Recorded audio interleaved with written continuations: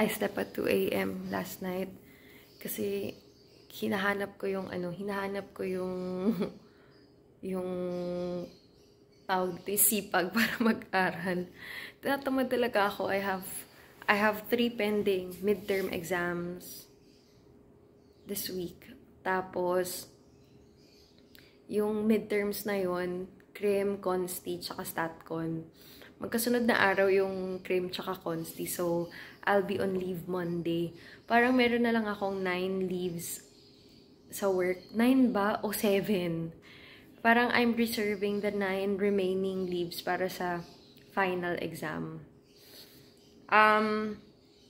Yung Crim naman, parang medyo inis ako dun sa self ko kasi hindi talaga maayos yung recitation ko sa Crim. Laging akong di nakakapag-aral for some unknown reason. Consti is okay.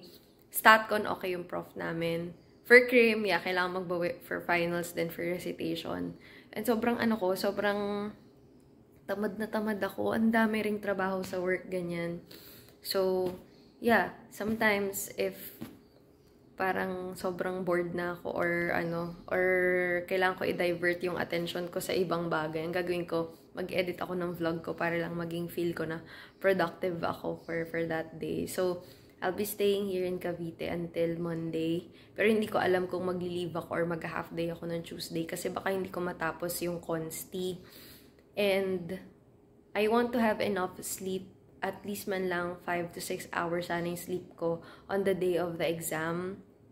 Para lang, alam mo yun, maayos pa rin yung ulirat. So, yeah, hindi ako masyado nakaka-upload lately kasi ang dami naming work. Kapag kasi bare months, yan talaga yung maraming work sa marketing. Kasi andyan yung mga ads and promos na marami, ganyan. Sobrang magtunong mata ko kasi 2:30 na ba ako natulog. Pinipilit ko talagang mag-aral. Kaso, walang pumapasok kasi nga, parang wala yung yung energy para mag-aral last night. Sayang yun. Anyway, ngayon, medyo may energy na at kailangan ko nang i-push yung sarili ko kasi I have no time na to study. So, yun yung gagawin. Mag-aaral lang. Mag-breakfast ako. Ito na lang sigurong salad.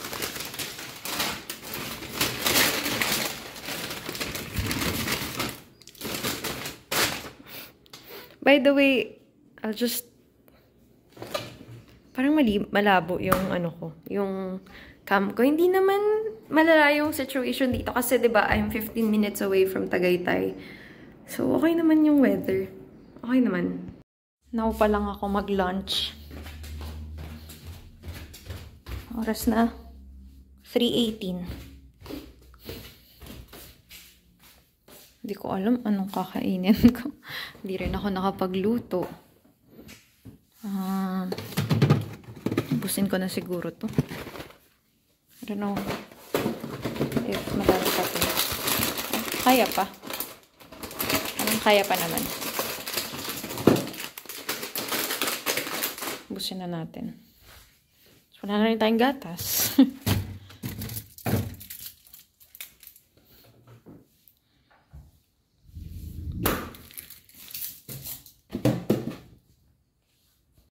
Diba sabi nila parang nag-aalboroto daw yung yung Taal. I'm 10 minutes away from Tagaytay. Okay naman. Hindi din naman masyadong umuulan, ganyan.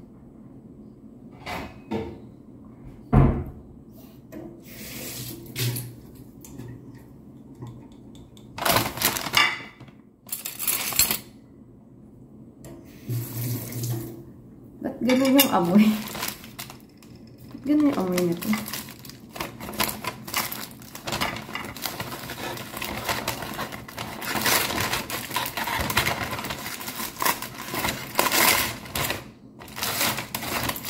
Ganun yung amoy. Mabaho ang amoy niya. Oh, so tired.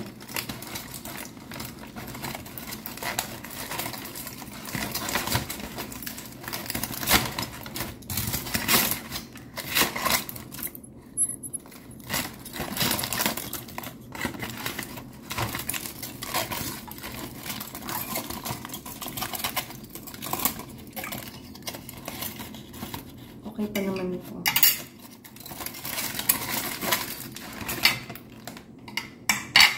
Parang konting salad lang ganyan. Ay, hindi nakikita.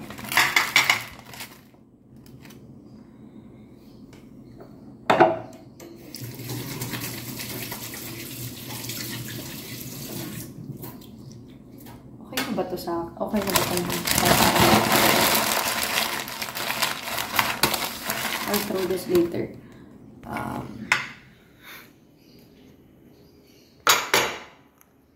I'm trying to plan my life kanina pagising ko. Kasi bago ako mag-law school, nagpaplano na talaga akong bumili ng isa pang property, but not under mortgage. Gusto ko sana cash ang bayaran. Bago ako mag-law school, ang tagal ko na yung iniisip na bilhin. Tapos yung mga tito tsaka tita ko, super nilang helpful kasi gusto rin nilang magkaroon kami doon para lagi na kaming makakabisita sa province. So parang tinutulungan nila ako doon sa paghahanap ng eto na yung itsura niya ha. Kagabi kasi pag-exit mo ng Cavitex, ang maunang pagkain ay kainan na makikita mo doon. Shakey's Kenny Rogers or Kuya Jay's. Tapos parang walang parkingan doon sa Kenny Rogers. Wala ring parkingan sa Shakey's.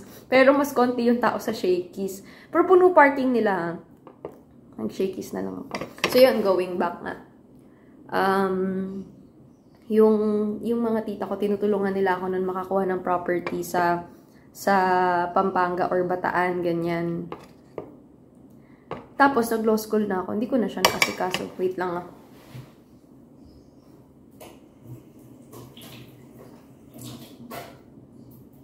Hindi ko na siya naasikaso ulit, ganyan. Tapos yung kapatid ko nun, ang hirap niyang guluhin. So wala akong makausap tungkol sa pagbili ng property, ganyan. Kasi nga, busy siya nun mag-aral. Ngayon, tapos na ulit yung school niya.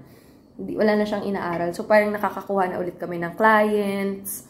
Tapos nakakausap ko na siya ulit, ganyan, ng matino. Tapos kanina pagising ko yun, iniisip ko na talaga kung papaano. Kasi parang lahat ng pera ko lately palabas. Tapos nag-aaral pa ako, so palabas din yung pera. Though I am investing sa part ng pag-aaral ko, sa sarili ko, pero still palabas yung pera.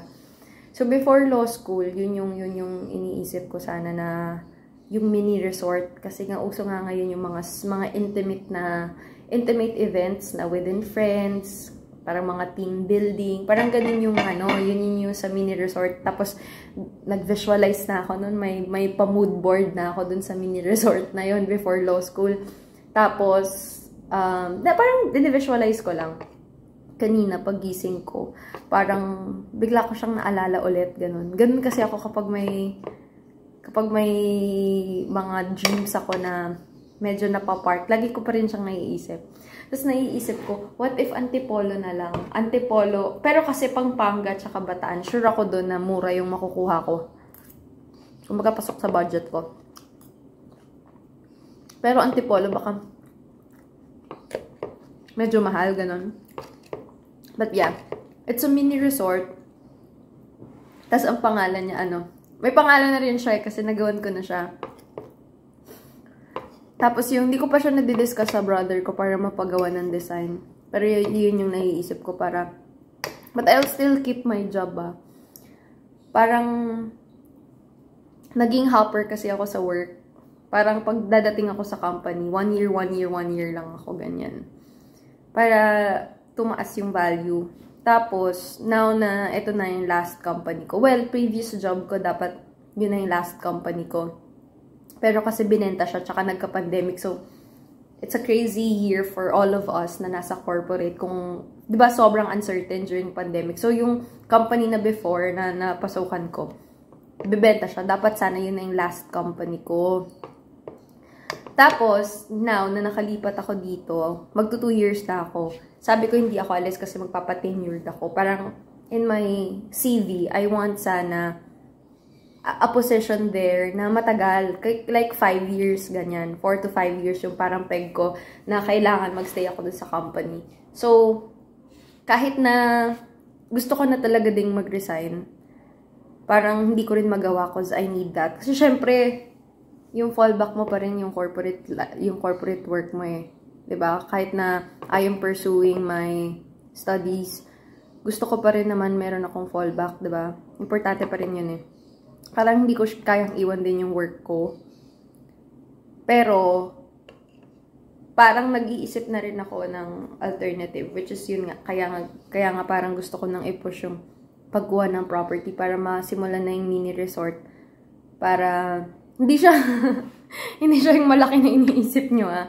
Yung pang mga team building, yung mga pang intimate na gatherings, ganyan. Tapos yung dati kong co-work na parehas pa kami nung marketing manager. Nagawa niya na yung kanya. Tapos parang lagi kami nag-uusap. Tapos sobrang proud ko for him kasi ang tagal namin na nag-uusap about it. Tapos ang ganda-ganda na nung property niya. Tapos siya lang lahat nag-build.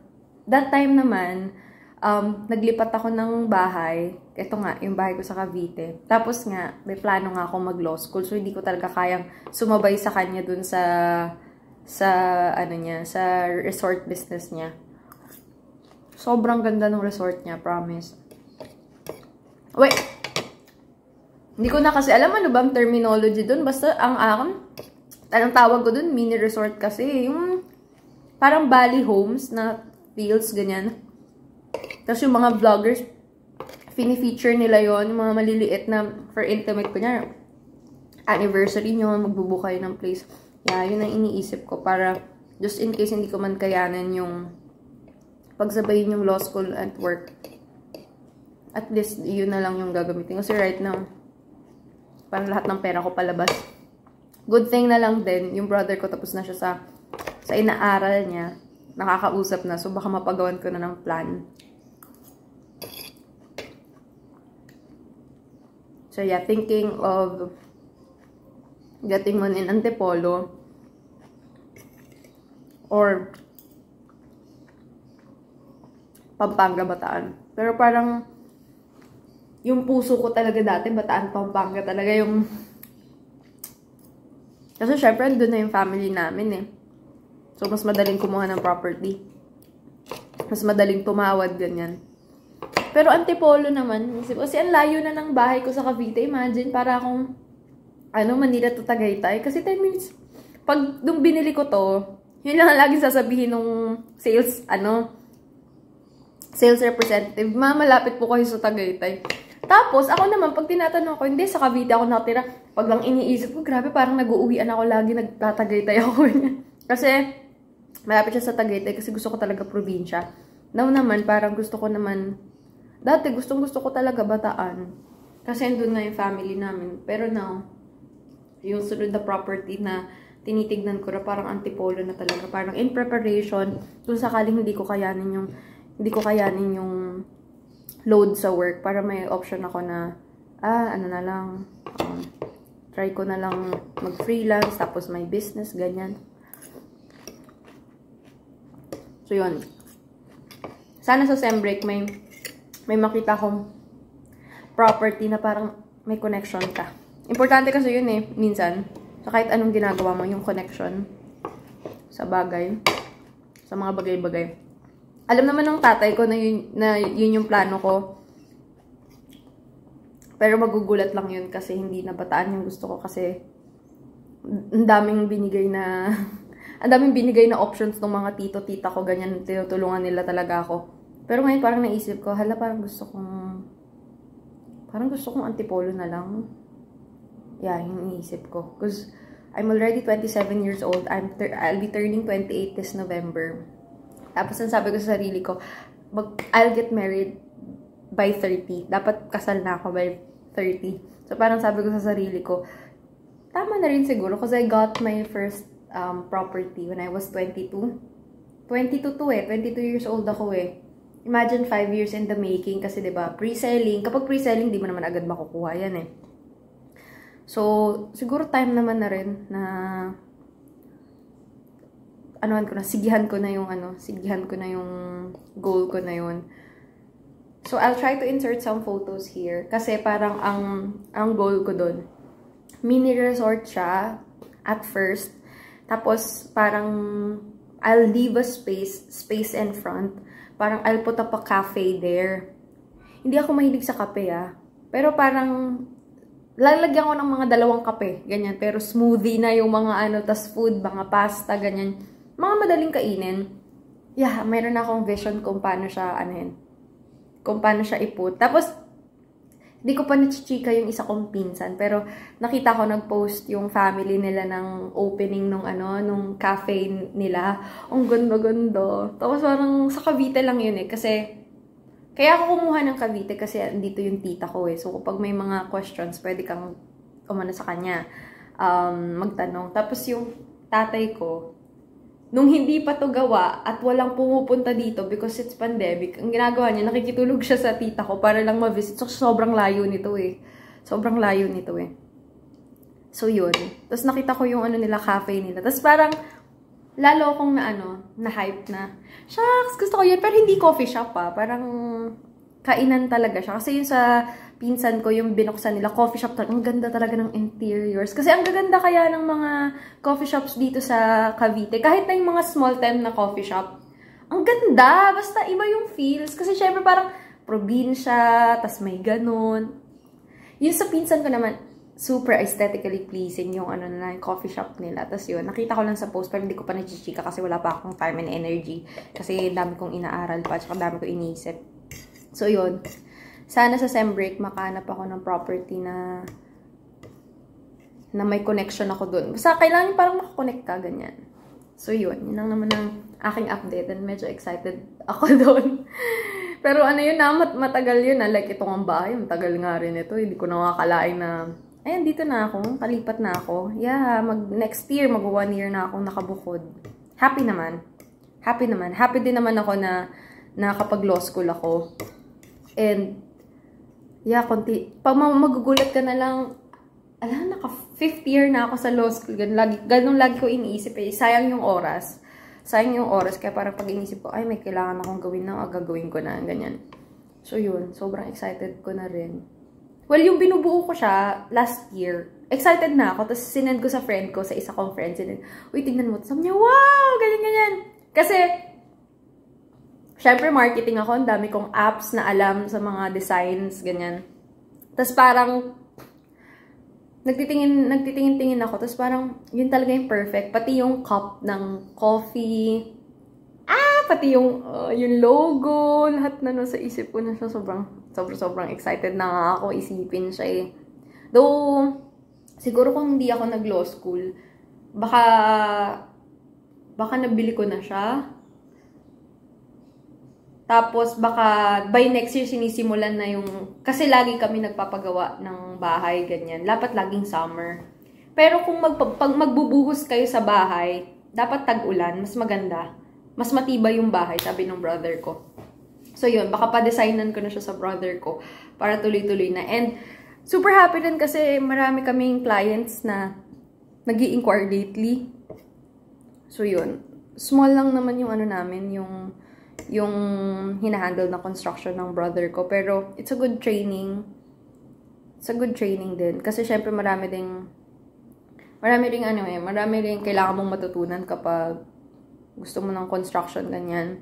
So, yung brother ko currently, ang gusto niyang, parang specialty niya, condo units. Kasi mas madaling ayusin.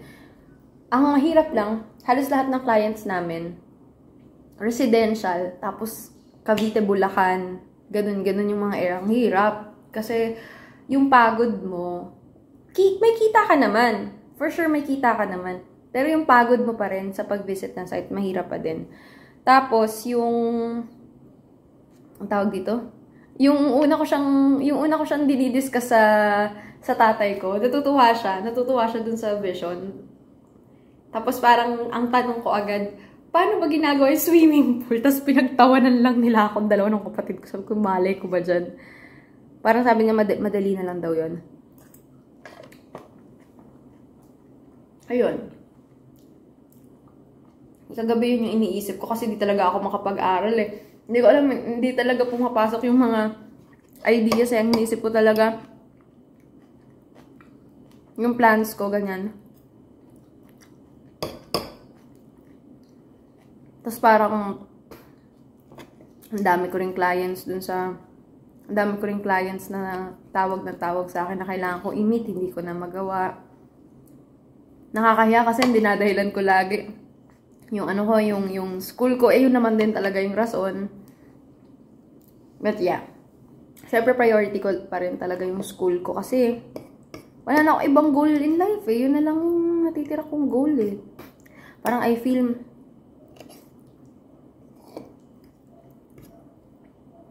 na masasayang ko yung panahon kung hindi ko siya gagawin agad. Yung alam niyo yung ganong feeling na hindi naman sa sinuspend ko yung pangarap na yun, no? Pero kasi ngayon mo siya gustong-gusto nang mangyari eh. So, sayang naman. Gusto ko lang sabayan yung drive ko towards that passion of finishing law school. Kasi baka pag nawala, ay ayoko na. Alam mo yun? Pero kasi kapag pinasok ko na isang bagay, tuloy na yan. Kahit anong mangyari, tatapusin natin yan. Ganon. Grabe, 17 minutes ako nagdaldal. Okay, I'll finish my food na. Nag-decide na lang ako magtinapay, but I don't know kung ano dito yung kakainin ko. Dapat iluluto ko to eh. Pero tomorrow ko na lang sila iluluto. Gusto ko sana magpansit canton, pero tinatamad ako magluto. Ayaw akong talagang matapos sa mini-memorize ko. Ano pa bang nandito? May maliit nga pala ditong may Delimundo pa dito. I think tomorrow magde-Delimundo na lang ako. For today, ayoko tong mga I think that's what's left. And I think I'll go ano to? I'll drink one of this. Okay to eh, masarap to eh. May ice pa ba ako? I think may ice pa naman.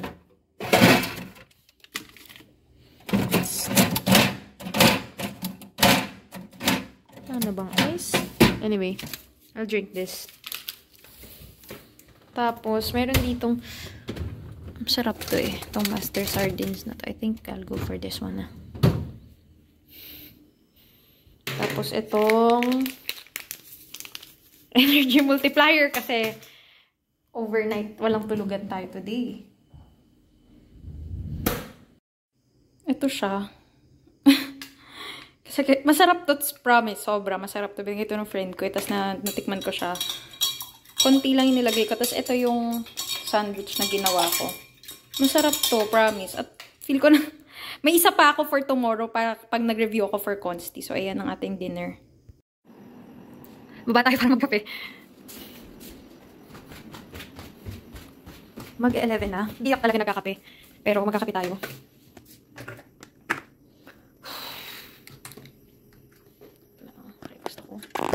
Ay! Ano ba to? Sorry, pas lang. Pag natapos ko yung mga kinakabisado ko, yung page na kinakabisado ko, mag-edit ako ng videos ko for the week. Ay, parang laki ng nabukas ko siya. Sorry. Hindi ko alam kung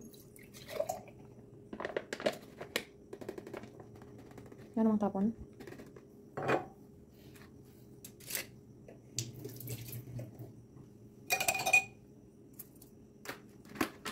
Ito yung coffee pa na dala ko from Korea. Ganyan na siya konti, pero kalasang-kalasa siya ng coffee bean, promise.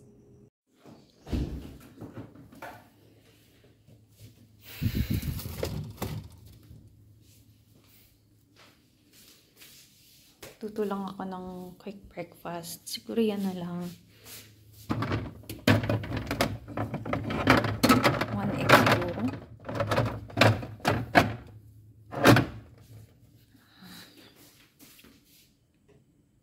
Yan na lang siguro. Wala na ako maisip na kainin eh.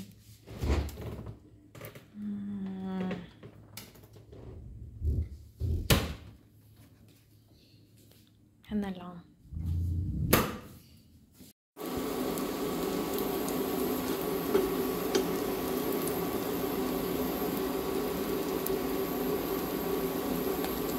Bago ko tapusin yung pagkain ko, ayan yung brunch ko. So, 3 pirasong hash brown. Ang ganda ng pagkakaluto ko ngayon. Tapos, itong itlog na, ewan ko bang itsura niyan. Let's eat! I am on leave today.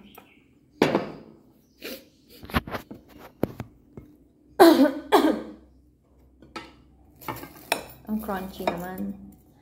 Yan ang perfect ng hash brown.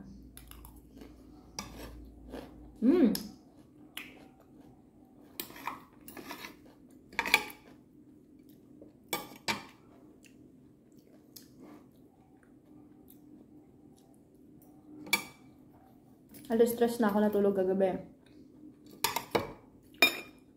Pinilit ko talaga may matapos na aralin.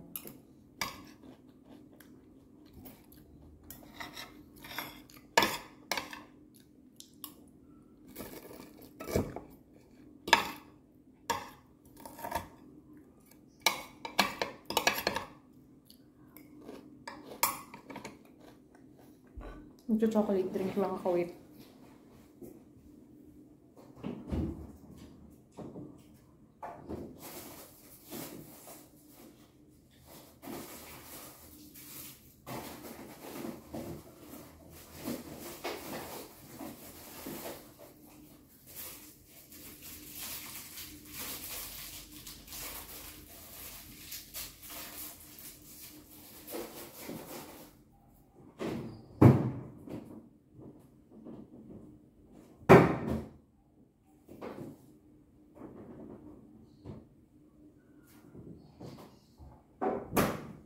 Buti na lang, binuksan ko yung ref ko kasi naalala ko pala may sealed na bagoong pa pala ako.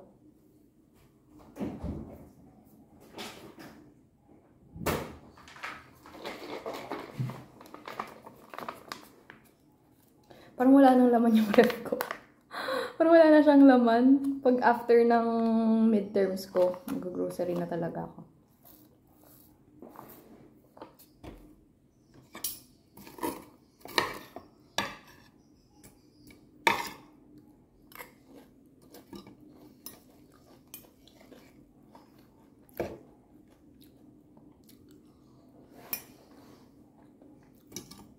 May nag-post kanina sa homeowners nung newly renovated na bahay niya. Guys, sobrang ganda. Pagaya ko yun sa kapatid ko. Ang ganda nung... Though ang pangit nung color combination nung tiles. Hindi ko siya type. Pero ang ganda nung pagkakagawa. Pulido.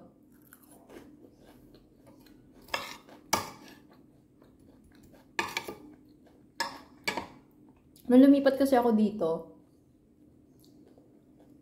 interior lang talaga yung inayos dito, tsaka yung pinagkagastusan ko. Hindi pa ako nag-exterior. Sa labas, pangit ang dirty kitchen ko.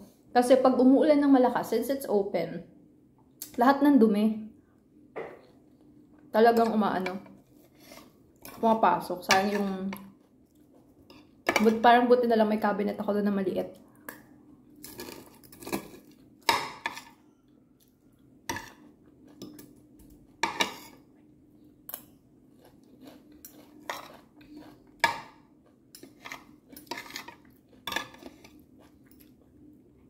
Alam nyo, every time na every time na nagluluto ako ng hash brown, lagi siyang naghiwa-hiwalay, ganyan. Ngayon lang ako nakapagluto ng hash brown na perfect. And kaya ako gusto bumili ng air fryer. Kasi gusto ko maganda yung hash brown. Pero parang nakuha ko na yung tamang prito.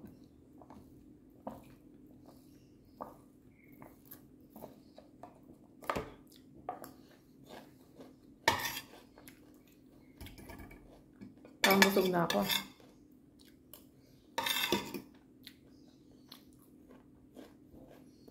Parang busog na ako.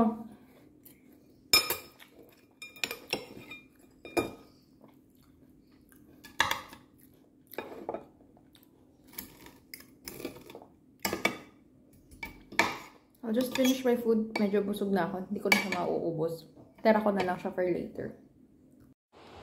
I'm still here sa Article 6. Ito pa, hanggang dito pa yung kailangan kong aralin. Haters ko talaga memorization eh. So, yan. Tapos, in-arrange ko na to. Consti, tapos yung cream. Pero magki-cream lang ako today kasi baka Wednesday mag-leave na lang ako para sa Consti. I'm trying to divert my attention dito kasi wala talagang ang hirap kabisaduhin. Tapos parang mapurol ka pa, ganyan. Ito yung binili nung ka-blockmate ko na kasama ko sa study group. I'll use this for cream ng mga digest. So, yan. Susulatan ko to, but there. I ordered na lang. QQ ramen o kaya SNR lang naman yung pwede mo ditong ma-order ng gantong oras eh. Na mabilis. So, ito yung dinner ko because we'll have parang Zoom meeting with my study group. Ano ba ito? Ang tanggal. Nahirapan naman ako. Makuha. Ano ba yan?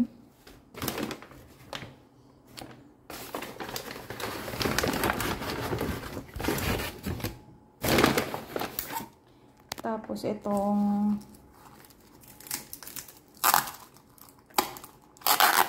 milk tea nila.